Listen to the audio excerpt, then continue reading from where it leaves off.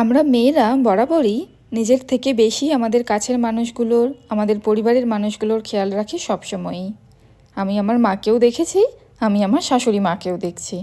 বাবা যখন বাড়িতে থাকতেন না, মা কোনো রকমে একটা দুটো তরকারি ভাত রান্না করে রেখে দিতেন। আর এখন শাশুড়ি মাকেও দেখছি, শ্বশুরমশাই যখন ট্যুরে যান, তিনি নিজের জন্যে কোনো রকমে এক তরকারি ভাত রান্না করে সেটা দিয়েই খেয়ে কাটিয়ে দেন। আমিও কিন্তু এখানে মাঝে মাঝে সেই রকমটাই করে থাকি। তবে সবসময় যে সেই রকমটাই করা উচিত এটা কিন্তু একদম ঠিক নয়, বলো।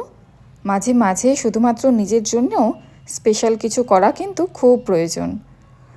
টুকটুক ঘুমোচ্ছিল সন্ধ্যের সময়টা, আর হাজব্যান্ডের সেই দিন বি শিফট ছিল, মানে ও রাত 10টায় বাড়ি ফিরবে।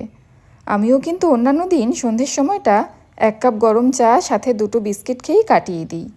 টুকটুক ঘুম থেকে উঠে গেলে কিংবা ওর বাবা বাড়িতে থাকলে তবেই একটা কিছু স্পেশাল করি সন্ধ্যের বেলাটা।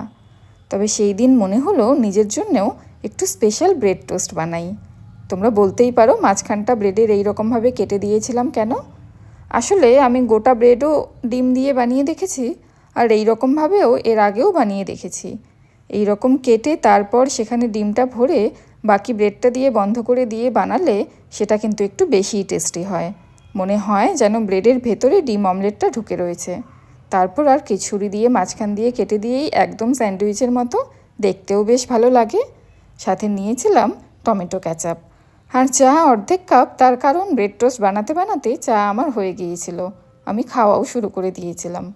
তারপর একসাথে নিয়ে সোফায় বসে আরাম করে সন্ধ্যের সময়টা কাটিয়েছিলাম সেই দিন।